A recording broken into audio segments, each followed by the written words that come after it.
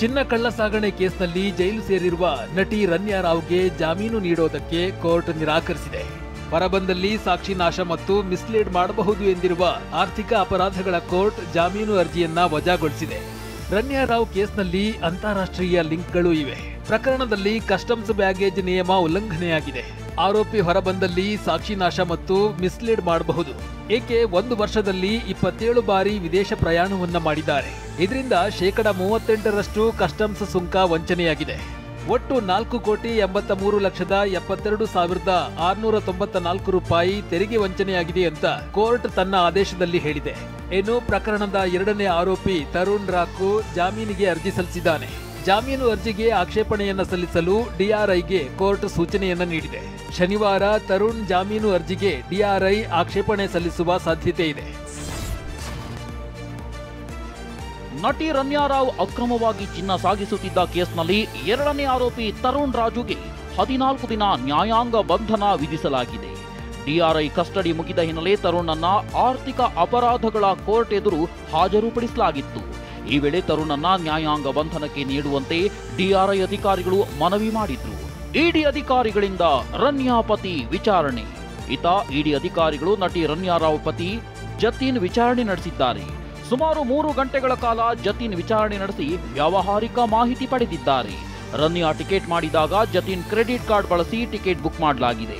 OTP ನೀಡದೆ credit card ಮೂಲಕ ticket book ಮಾಡಲು ಸಾಧ್ಯವಿಲ್ಲ. ನಿಮ್ಮ ಒಟಿಪಿ ಪಡೆದಾಗ ನಿಮಗೆ ಗೊತ್ತಾಗಿಲ್ವಾ? ರನ್ಯಾ ರಾವ್ ಚಿನ್ನ ಸ್ಮಗ್ಲಿಂಗ್ ವಿಚಾರ ನಿಮಗೆ ಗೊತ್ತಿತ್ತಲ್ವಾ ಎಂದು ಪ್ರಶ್ನಿಸಿದ್ದಾರೆ. ದುಬೈನಿಂದ ಚಿನ್ನ ಸಾಗಿಸ್ತಾ ಇದ್ದ ನಟಿ ರನ್ಯಾ ರಾವ್ ಹಾಗೂ ತರುಣ್ಗೆ ಹಣಕಾಸಿನ ಮೂಲ ಯಾವುದು ಅನ್ನೋದು ಇನ್ನೂ ನಿಗೂಢವಾಗಿದೆ. ಹಣಕಾಸಿನ ಮೂಲ ಹುಡುಕುತ್ತಿರುವ ಇಡಿ ಅಧಿಕಾರಿ ಸದ್ಯ ಜ್ಯುವೆಲ್ಲರಿ ಶಾಪ್ಗಳ ಬೆನ್ನತ್ತಿದ್ದಾರೆ. ಈ ಹಿಂದಿನ ಚಿನ್ನ ಕಳ್ಳ ಸಾಗಣೆ ಕೇಸ್ಗಳ ಜಾಡು ಹಿಡಿದು ಹವಾಲಾ ಹಣದಿಂದ ಚಿನ್ನ ಖರೀದಿ ಮಾಡಿರುವ ಕೇಸ್ಗಳ ಮಾಹಿತಿಯನ್ನ ಸಂಗ್ರಹಿಸುತ್ತಿದ್ದಾರೆ. ಇತ್ತ ಡಿಆರ್ಐ ಅಧಿಕಾರಿಗಳಿಂದಲೂ ಈಗಾಗಲೇ ಹವಾಲಾಗೆ ಸಂಬಂಧಿಸಿದ ಮಾಹಿತಿ, ಈವರೆಗೆ ಜಪ್ತಿಯಾದ ಹಣ, ಬ್ಯಾಂಕ್ ಖಾತೆಯ ಮಾಹಿತಿಗಳನ್ನ ಇಡಿ ಅಧಿಕಾರಿಗಳು ಪಡೆದಿದ್ದಾರೆ. ಹಣ ಎಲ್ಲಿಂದ ಬಂತು, ಯಾರಿಂದ ಬಂತು ಎನ್ನುವುದರ ಕುರಿತು ತನಿಖೆಯನ್ನ ನಡೆಸಿದ್ದಾರೆ. ಚಿನ್ನ ಕಳ್ಳ ಸಾಗಣೆಯ ಜಾಲವನ್ನ ಭೇದಿಸಲು ಒಂದಲ್ಲ ಎರಡಲ್ಲ 3 ಸಂಸ್ಥೆಗಳು 3 ಆಯಾಮಗಳಲ್ಲಿ ಪ್ರತ್ಯೇಕ ತನಿಖೆಯನ್ನ ನಡೆಸ್ತಾ ಇವೆ. ಒಂದೆಡೆ ಡಿಆರ್ಐ ಅಧಿಕಾರಿಗಳು ಚಿನ್ನ ಕಳ್ಳ ಸಾಗಣೆ ಬಗ್ಗೆ ತನಿಖೆಯನ್ನ ನಡೆಸ್ತಾ ಇದೆ. ಇನ್ನೊಂದೆಡೆ ಚಿನ್ನ ಕಳ್ಳ ಸಾಗಣೆಯಿಂದ ದೇಶಕ್ಕೆ ಆದ ಆರ್ಥಿಕ ನಷ್ಟದ ಬಗ್ಗೆ ಹಾಗೂ ವಿಮಾನ ನಿಲ್ದಾಣದಲ್ಲಿ ಕಾರ್ಯನಿರ್ವಹಿಸುವ ಅಧಿಕಾರಿಗಳು ದಂಧೆಯಲ್ಲಿ ಭಾಗಿಯಾಗಿದ್ದಾರೆ ಎನ್ನುವುದನ್ನ ಸಿಬಿಐ ಪತ್ತೆ ಹಚ್ಚುತ್ತಿದೆ. ಇನ್ನು ಈಗ ಅಖಾಡಕ್ಕಿಳಿದಿರುವ ಇಡಿ ಚಿನ್ನ ಕಳ್ಳ ಸಾಗಣೆ ಹಿಂದಿನ ಪ್ರಮುಖ ಪಾತ್ರ, ಚಿನ್ನ ಖರೀದಿಯ ಹಣದ ಹರಿವಿನ ಬಗ್ಗೆ, ಅಕ್ರಮ ಹಣ ವರ್ಗಾವಣೆ ಬಗ್ಗೆ ಹಾಗೂ ರನ್ಯಾ ಮನೆಯಲ್ಲಿ ಸಿಕ್ಕ 2 ಕೋಟಿ ಹಣದ ಬಗ್ಗೆ ಇಡಿ ತನಿಖೆಯನ್ನ ನಡೆಸ್ತಾ ಇದೆ. ಮದುವೆಯಾಗದಿದ್ರೂ ಇನ್ಸ್ಟಾಗ್ರಾಂನಲ್ಲಿ ಪರಿಚಯ ಆದವಳ ಜೊತೆ ಅನೈತಿಕ ಸಂಬಂಧ ಹೊಂದಿದ್ದ ಸೂರ್ಯ ಎಂಬಾತ ತೋಟದಲ್ಲಿ ಹೆಣವಾಗಿ ಪತ್ತೆಯಾಗಿದ್ದಾನೆ. ಅನೈತಿಕ ಸಂಬಂಧ ಹೊಂದಿದ್ದವಳೇ ಸೂರ್ಯನನ್ನ ಕೊಲೆಗೈದಿದ್ದಾಳೆ ಅಂತ ಕುಟುಂಬಸ್ಥರು ಆರೋಪಿಸಿದ್ದಾರೆ. ಮೈಸೂರು ತಾಲೂಕಿನ ಅನುಗನಹಳ್ಳಿಯ ಸೂರ್ಯ ಮದುವೆಯಾಗಿದ್ರೂ ಶ್ವೇತಾ ಎಂಬಾಕೆ ಜೊತೆ ಅನೈತಿಕ ಸಂಬಂಧ ಹೊಂದಿದ್ದ. ಈ ವಿಷಯ ಗೊತ್ತಾಗಿ ಪತ್ನಿ ಹಾಗೂ ತಾಯಿ ಮನೆ ಬಿಟ್ಟು ಹೋಗಿದ್ರು. ಸೂರ್ಯ ಆಗಾಗ ಶ್ವೇತಾ ಜೊತೆಗಿರುವ ಖಾಸಗಿ ಫೋಟೋವನ್ನ ಸ್ಟೇಟಸ್ ಹಾಕಿದ್ದ. ಆದರೆ ಕೆಲ ದಿನಗಳಿಂದ ಶ್ವೇತಾ ಸೂರ್ಯನ ಬಳಿ ಹಣ ಹಾಗೂ ಆಸ್ತಿಗಾಗಿ ಪೀಡಿಸುತ್ತಿದ್ಲು ಎನ್ನಲಾಗಿದೆ. ಗುರುವಾರ ರಾತ್ರಿ ಶ್ವೇತಾ ಹಾಗೂ ಸೂರ್ಯ ತೋಟದಲ್ಲಿ ಜೊತೆಯಾಗಿದ್ದಾರೆ. ಆದರೆ ಬೆಳಗಾಗುವಷ್ಟರಲ್ಲಿ ಸೂರ್ಯ ಕೊಲೆಯಾಗಿರುವ ವಿಚಾರ ಕುಟುಂಬದವರಿಗೆ ಗೊತ್ತಾಗಿದೆ. ಶ್ವೇತಾಳೆ ಸೂರ್ಯನನ್ನ ಕೊಲೆ ಮಾಡಿದ್ದಾಳೆ ಅಂತ ಕುಟುಂಬಸ್ಥರು ಆರೋಪಿಸಿದ್ದಾರೆ. ಇನ್ನು ಕೆಲ ದಿನಗಳ ಹಿಂದೆ ಶ್ವೇತಾ ನನಗೆ ಟಾರ್ಚರ್ ಕೊಟ್ಟಿದ್ದ ಬಗ್ಗೆ ಸೂರ್ಯ ಸಂಬಂಧಿಕರ ಬಳಿ ಹೇಳ್ಕೊಂಡಿದ್ದ. ನಾನು ಏನೂ ಮಾಡಿಕೊಂಡ್ರೂ ಶ್ವೇತಾ ಕಾರಣ ಎಂದು ಕೆಲ ದಿನಗಳ ಹಿಂದೆ ಸಂಬಂಧಿಕರಿಗೆ ಆಡಿಯೋ ಸಂದೇಶ ಕಳುಹಿಸಿದ್ದ. ಪ್ರೀತಿಯ ಜಾಲದಲ್ಲಿ ಸಿಲುಕಿ ದೈಹಿಕವಾಗಿ ಬಳಸಿ ದ್ರೋಹ ಮಾಡಿದ್ದಕ್ಕೆ ನೊಂದು ಸಂತ್ರಸ್ತ ಯುವತಿ ಆತ್ಮಹತ್ಯೆಗೆ ಶರಣಾದ್ಲು. ಮಗಳ ಸಾವಿಗೆ ನ್ಯಾಯ ಸಿಗ್ಲಿಲ್ಲ ಅಂತ ನೊಂದ ತಾಯಿ ಕೂಡ ಆತ್ಮಹತ್ಯೆ ಮಾಡಿಕೊಂಡ್ರು. ಅಮ್ಮ ಮಗಳ ಜೀವವನ್ನ ಬಲಿ ಪಡೆದ ಈ ಪ್ರಕರಣದಲ್ಲಿ ಕೊನೆಗೂ ಹರಿಕೃಷ್ಣ ಸೇರಿದಂತೆ 19 ಆರೋಪಿಗಳ ವಿರುದ್ಧ ಎಫ್ಐಆರ್ ದಾಖಲಾಗಿದೆ. ಫೆಬ್ರವರಿ 21ರಂದು ರೈಲಿಗೆ ತಲೆ ಕೊಟ್ಟು 21 ವರ್ಷದ ಪುತ್ರಿ ವಿಜಯಲಕ್ಷ್ಮಿ ಆತ್ಮಹತ್ಯೆಗೆ ಶರಣಾಗಿದ್ಲು. ಈ ಬಗ್ಗೆ ಮಂಡ್ಯ ಗ್ರಾಮಾಂತರ ಠಾಣೆಗೆ ವಿಜಯಲಕ್ಷ್ಮಿ ತಂದೆ ದೂರು ನೀಡಿದ್ರು. ಆದ್ರೆ ನ್ಯಾಯ ಕೇಳಲು ಹೋಗಿದ್ದವರ ವಿರುದ್ಧವೇ ಪೊಲೀಸರು ಎಫ್ಐಆರ್ ದಾಖಲಿಸಿದ್ರು. ಹೀಗಾಗಿ ನ್ಯಾಯ ಸಿಕ್ಕಿಲ್ಲವೆಂದು ನೊಂದು 50 ವರ್ಷದ ತಾಯಿ ಲಕ್ಷ್ಮಿ ಕೂಡ ಆತ್ಮಹತ್ಯೆಗೆ ಶರಣಾಗಿದ್ರು. ಮಂಡ್ಯ ತಾಲೂಕಿನ ಮಾರಸಿಂಗನಹಳ್ಳಿ ನಿವಾಸಿಯಾಗಿರುವ ಹರಿಕೃಷ್ಣ ಪಕ್ಕದ ಊರಿನ ಯುವತಿಯನ್ನ ಪ್ರೀತಿಸಿ ಬಳಸಿಕೊಂಡು ಮೋಸ ಮಾಡಿದ್ದ. ಮನನೊಂದ ವಿಜಯಲಕ್ಷ್ಮಿ ರೈಲಿಗೆ ತಲೆ ಕೊಟ್ಟು ಆತ್ಮಹತ್ಯೆಗೆ ಶರಣಾಗಿದ್ಲು. ಈ ಅಮ್ಮ ಮಗಳ ಸಾವು ಪ್ರಕರಣದಲ್ಲಿ ನ್ಯಾಯಕ್ಕಾಗಿ ಆಗ್ರಹಿಸಿ ಶವ ಸಾಗಿಸಲು ಬಿಡದೆ ಜನ ಆಕ್ರೋಶ ವ್ಯಕ್ತಪಡಿಸಿದ್ರು. ಇಷ್ಟೆಲ್ಲ ಆದ ಬಳಿಕ ಎಚ್ಚೆತ್ತ ಮಂಡ್ಯ ಗ್ರಾಮಾಂತರ ಠಾಣೆ ಪೊಲೀಸರು ಹರಿಕೃಷ್ಣ ಸೇರಿದಂತೆ 19 ಆರೋಪಿಗಳ ವಿರುದ್ಧ ಎಫ್ಐಆರ್ ದಾಖಲಿಸಿದ್ದಾರೆ.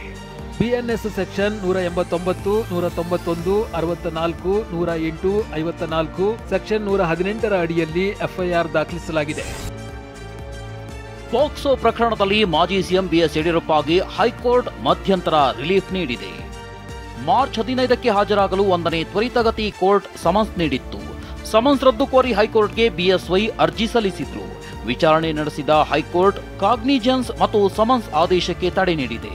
ಮಾಜಿ ಸಿಎಂ ಯಡಿಯೂರಪ್ಪ ಖುದ್ದು ಹಾಜರಾತಿಗೂ ವಿನಾಯಿತಿ ನೀಡಲಾಗಿದೆ. ಬಿಎಸ್ವೈ ಅರ್ಜಿ ಬಗ್ಗೆ ವಿವರವಾದ ವಿಚಾರಣೆ ಅಗತ್ಯವಿದೆ ಅಂತ ಹೈಕೋರ್ಟ್ ಹೇಳಿದ್ದು, ನ್ಯಾಯಮೂರ್ತಿ ಪ್ರದೀಪ್ ಸಿಂಗ್ ಯರೂರ್ ಪೀಠದಿಂದ ಬಿಎಸ್ವೈಗೆ ರಿಲೀಫ್ ಸಿಕ್ಕಿದೆ. ಬೆಂಗಳೂರಿನಲ್ಲಿ ಕಸ ನಿರ್ವಹಣೆಗಾಗಿ ತೆರಿಗೆ ವಿಧಿಸೋದಕ್ಕೆ ಪಾಲಿಕೆ ಮುಂದಾಗಿದೆ. 600 ಚದರ ಮೀಟರ್ ವಿಸ್ತೀರ್ಣದ ಮನೆಗೆ ಮಾಸಿಕ 10 ರೂಪಾಯಿ, 600ರಿಂದ 1000 ಚದರ ಮೀಟರ್ಗೆ 50 ರೂಪಾಯಿ, 1000ದಿಂದ 2000 ಚದರ ಮೀಟರ್ಗೆ 100 ರೂಪಾಯಿ, 2000ದಿಂದ 3000 ಚದರ ಮೀಟರ್ಗೆ 150 ರೂಪಾಯಿ, 3000ದಿಂದ 4000 ಚದರ ಮೀಟರ್ಗೆ 200 ಹಾಗೂ 4000 ಚದರ ಮೀಟರ್ ಮೇಲ್ಪಟ್ಟ ಮನೆಗಳಿಗೆ ತಿಂಗಳಿಗೆ 400 ರೂಪಾಯಿ ಕಟ್ಟಬೇಕಿದೆ. ಬೆಂಗಳೂರಿಗೆ ಕಸದ ಕಂಟಕ ಎದುರಾಗಿದೆ. ಕಣ್ಣೂರು ಮಿಟ್ಟಗಾನಹಳ್ಳಿ ಕಸದ ಡಂಪಿಂಗ್ ಯಾರ್ಡ್ ಬಂದ್ ಮಾಡಲಾಗಿದೆ. ನಗರದ ಹಲವೆಡೆ ಕಸದ ಲಾರಿಗಳು ನಿಂತಲ್ಲೇ ನಿಂತಿವೆ. ಅಮೃತಹಳ್ಳಿ ಕಾಫಿ ಬೋರ್ಡ್ ಲೇಔಟ್ ಬಳಿ ಕಸದ ಲಾರಿಗಳು ನಿಂತಿದ್ದು ಅಕ್ಕಪಕ್ಕದಲ್ಲಿ ದುರ್ವಾಸನೆ ಬೀರ್ತಾ ಇದೆ. ಬೆಂಗಳೂರಿನ 65% ಕಸ ಮಿಟ್ಟಗಾನಹಳ್ಳಿ ಬಳಿ ಕ್ವಾರಿಗಳಲ್ಲಿ ಡಂಪ್ ಆಗ್ತಾ ಇತ್ತು. ಆದರೆ ಗ್ರಾಮಸ್ಥರು ಡಂಪಿಂಗ್ಗೆ ತಡೆ ಹಿಡಿದ ಹಿನ್ನೆಲೆ ಕಸದ ಕಂಟಕ ಎದುರಾಗಿದೆ. ಈ ಬಗ್ಗೆ ವಿರೋಧಿಸಿ ರೂಪಾಯಿ ಚಿಹ್ನೆ ತೆಗೆದುಹಾಕಿದ ತಮಿಳುನಾಡು ಸರ್ಕಾರದ ವಿರುದ್ಧ ಕೇಂದ್ರ ವಿತ್ತ ಸಚಿವೆ ನಿರ್ಮಲಾ ಸೀತಾರಾಮನ್ ಟ್ವೀಟ್ ಮೂಲಕ ಕಿಡಿಕಾರಿದ್ದಾರೆ. ರೂಪಾಯಿ ಚಿಹ್ನೆ ರು ತೆಗೆದುಹಾಕುವ ಈ ನಿರ್ಧಾರ ರಾಷ್ಟ್ರೀಯ ಏಕತೆಯನ್ನ ದುರ್ಬಲಗೊಳಿಸುತ್ತೆ. ಪ್ರಾದೇಶಿಕ ಹೆಮ್ಮೆಯ ನೆಪದಲ್ಲಿ ಪ್ರತ್ಯೇಕವಾದಿ ಭಾವನೆಗಳನ್ನ ಉತ್ತೇಜಿಸುವ ಅಪಾಯಕಾರಿ ಮನಸ್ಥಿತಿಯನ್ನ ಸೂಚಿಸುತ್ತದೆ.